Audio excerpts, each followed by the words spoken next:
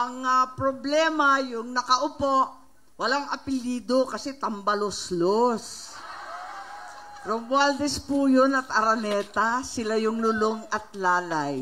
Tama po yung sinasabi ninyo, dapat imbes na linusta yung kabanbayan, ako na magsasabi, masama man ang loob ko, masama man ang loob ninyo, kahit kapatid ko ang nakaluklok sa poder, ang totoo, sayang ang pinaggastosan ng ating bansa. Inubos bilyon-bilyon sa ayuda at pamimili ng boto. Sabihin na natin ang totoo. Wow, pamimili daw po ng boto, sabi ni Amy Marcos. Ibang klase. Sino po kaya yung namimili ng boto? Ang hirap talaga, Amy, nagmamalinis ka eh. Oo, eto, papakita ko po sa inyo ha. Sino po kaya yung namimili ng boto? Amy Marcos, paki-explain nga ito. Ano ito? Ito yung panahon ng eleksyon. May 1,000, tapos may pangalan. Ayan o, number 39, Marcos Amy. Palakpakan! Palakpakan natin ang mga putang inang politiko ng mga sinungaling. Diba? Ano, Amy? Bakit may pangalan mo dyan, tapos may 1,000 pa? Nagmamalinis ka ba? Di ako yung nagtatanong lang naman. Kaya mo bang explain to, Amy? Yan yung problema eh. Oo, wag kasing nagbanat sa iba ng walang mga basihan. Yung mga walang, kumbaga, walang mga ebidensya. Mahirap yan. O, eto pa o. O, tuloy natin to. Ay, hindi yan. Kakatapos ko lang palang bumoto niyan eh. O, yan. O, nasa loob ng puting sobre. Wow! Sana all. Sana all talaga. O. O, nag-iisa lang naman yung pangalan mo dyan ha. O, Amy Marcos sa mga senador ha. O, ayan o. O, ayan o, Amy. Amy Marcos. Marcos Amy. Number 39 sa baluta.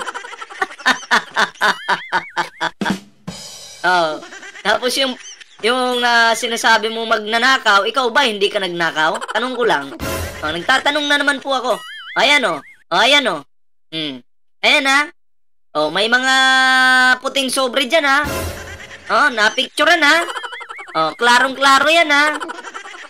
Ay, naku po, itong mga sinungaling talaga na politiko nagmamalinis. Sige, tuloy natin itong sinabi ni Amy Marcos dito. Tuloy po natin. Ang halalan ay tinuturuan siya Ngayon ko nalaman na si Amy talaga walang alam. Tinuturuan eh. Atakdog talaga. Talagang tama. Inaaway na naman po ako ni BP. At parating sinasabi, paltan mo na kasi yung apelyido mo. Ba't di mo palitan? Kasi kahit ako, ikinakahiya na... bilang sumusuporta po sa mga Marcoses, kami, ikinakahiya ka na namin. Bakit Marcos ka pa? Bakit di ka na lang mag-Amy Duterte? Sa tingin ko naman, dun ka bagay. Diba? Sabi ko, ang problema, yung nakaupo, walang apelyido kasi tambaloslos. Romualdez po yun. Diyan pa lang, fake news ka na. Fake news ka na dyan. Sino bang gumawa kasi ng tambaloslos, di ba kayo? Yun at Araneta, sila yung lulong at lalay. Ang problema, yung nakaupo. Yan yun po yung mensahe ni Amy Marcos. Kasi, balikan natin yung may importante siyang sinabi dito, yung nasampal din sa kanya. Bago tayo mag-proceed doon sa isang video. Walang apelyido kasi tambaloslos. Romualdez po yun at Araneta, sila yung lulong at lalay. Tama po yung sinasabi ninyo, dapat imbes na linusta yung kabanbayan, ako na magsasabi, masama man ang loob ko, masama man ang loob ninyo, kahit kapatid ko ang nakaluklok sa poder, ang totoo, sayang ang pinaggastosan ng ating bansa. Ito na. Inubos bilyon-bilyon sa ayuda at pamimili ng boto. Pamimili ng boto, unahin natin. Oh. Hindi ko napapatagalin. Pakita ko na agad. Oh. Pamimili ng boto. Labas. Ano ito? Oh, may pangalang Amy Marcos dyan. Marcos Amy. Oh, ayan oh. May 1,000 nakalagay. Amy Marcos, mukhang bumabalik sa iyo yung pinagbibintang mo sa iba.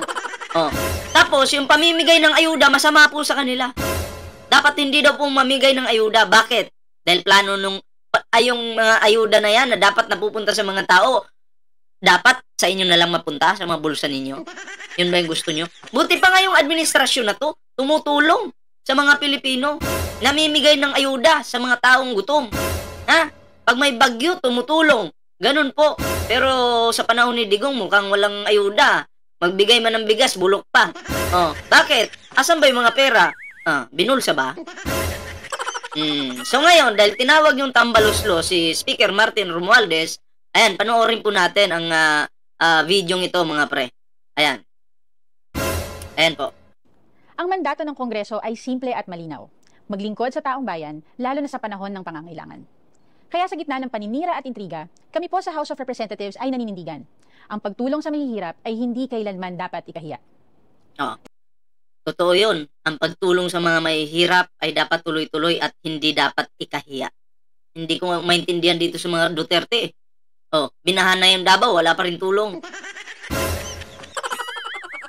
Nahihiya silang tumulong. Imbis nga naman itulong, pan-travel na lang. Tinawag si Speaker Ferdinand Martin Romualdez na tambalos-los dahil sa kanyang pagtulong sa mga nagugutom, may sakit, at nawalan ng hanap-buhay. Kung ang pagtulong sa kapwa ay tinuturing ng iba na kalokohan, mas gugustuhin na po namin matawag na tambalos-los kaysa naman matawag na kawatan dahil sa pagnakaw sa kaban ng bayan. Tama! Mga kawatan yung iba dyan eh. No? Yung mga nag-aakusa na tinatawag pang tambalos-los si Speaker Martin Romualdez, yun yung mga totoong kawatan. Kasi ang mga totoong kawatan, ganito yan. Wag na kayong mamigay ng ayuda kasi pag kami nagbalik, pamilya namin nagbalik, wala na kaming mananakaw. Ang ayudang ipinagkakaloob sa mahihirap na Pilipino ay may malinaw na proseso, may resibo, at may diretsyong patutunguhan. Hindi ito itinatago. Ayan na, may malinaw na proseso, may resibo, klaro. Hindi nililihim at lalong hindi nililipat sa personal na bank account. Ay, may pinatamaan. Sino kaya yun? Si Lustay? Ang ayuda, nakakarating sa tao, hindi sa bulsa ng iilan. Ay, tumama na naman. Sino kaya yung pinapatamaan doon? Si Lustay ba? Nasa bulsa ng iba eh. Yung iba ginamit na pang travel, kasama yung pamilya. Ang tanong na marami, bakit nagagawa ito ngayon pero hindi nagawa noon? Dahil may leader tayong inuuna ang kapakanan ng mahihirap kaysa sa kapritsyo ng politiko. Dahil may speaker tayong tapat, maingat sa pondo at malinaw ang direksyon. Hindi nagpapakitang gilas, kundi nagpaparamdam ng tunay na serbisyo. Hindi ito tulad ng confidential at intelligence funds na ginastos sa loob lamang ng ilang araw. Walang paliwanag, walang breakdown. Walang resibo. Saan nagastos? May kumantay, dalawa eh. Binigyan daw sila ng puting sobre. At hindi rin ito tulad ng mga hindi idineklarang bank accounts na may milyong pisong laman. Pera ng bayan pero walang maipakitang pinanggalingan o patutunguhan. Habang ang iba ay abala sa pag-iikot sa abroad, sa media appearances, at tilang maagang kampanya, si Speaker Romualdez at ang Kamara ay patuloy na nagtatrabaho, naghahain ng batas, nagbabantay ng pondo, at nagdadala ng serbisyo sa mga nangangailangan. Malinaw po, wala sa kilos, pananalita, o gawain ni Speaker Romualdez ang pagtakbo sa 2028. Hindi siya nagpapakita sa media para magpasikat. Wala siyang press con para magpabango. Hindi rin siya gumagamit ng TikTok or vlogs para magpa-cute. Ang inuuna niya, serbisyo, hindi sariling interes. At higit sa lahat, si Speaker ay kilala sa paggawa ng mga desisyong mahirap at hindi palaging popular. Ganyan ba ang may plano sa 2028? Dahil kung ang iniisip mo ay eleksyon... Gusto ko nga, tumakbo rin si Speaker sa 2028. Kaya pilitin po natin na si Speaker Martin ay tumakbo sa 2028. Maraming susuporta dyan. Hindi mo gustuhin masaktan ng iba para lang magpatupad ng tama. At ito po ang tanong. Di ba kayo nagtataka kung bakit pilit nilang pinupuntirya ang isang taong sinasabi nila hindi naman lumalabas sa survey bilang kandidato sa 2028? Baka naman ginagamit lang nila si Speaker para mambastos, para magpatawa, o para magpakitang tao sa publiko. Kung may checklist ng pagiging presidentiable, mukhang may ilan pong gustong makaperpekto. Pero si Speaker, wala sa checklist. Nasa trabaho. Mahalaga ang respeto sa kapwa lingkod bayan. Pero mas mahalaga ang pagrespeto sa katotohanan at sa pera ng taong bayan. Mabigat po ang mga personal Yun po. Dapat respetuhin din po talaga yung pera ng taong bayan. Hindi yung weekly, magwi-withdraw ka ng 4 to 6 million. Ang inuutusan mo, bagman mo. Binaboy mo yung pera ng taong bayan at ikaw yung nagpakasarap. Naku po. Pero mas mabigat ang mga isyong kinakaharap natin ngayon. Katiwalian, kapabayaan, at maling paggamit ng pondo.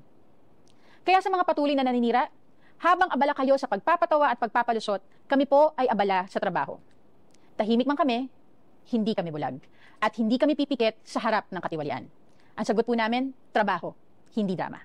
Maraming salamat po. So, ayun po, no? Yun yung video. Ayan, at believe tayo sa House of the Representatives.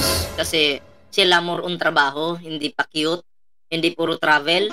Mag-travel man, puro trabaho pa rin yung ginagawa. Pero yung iba dyan, yung manlulustay kasama yung pamilya nasa ibang bansa, nag-travel.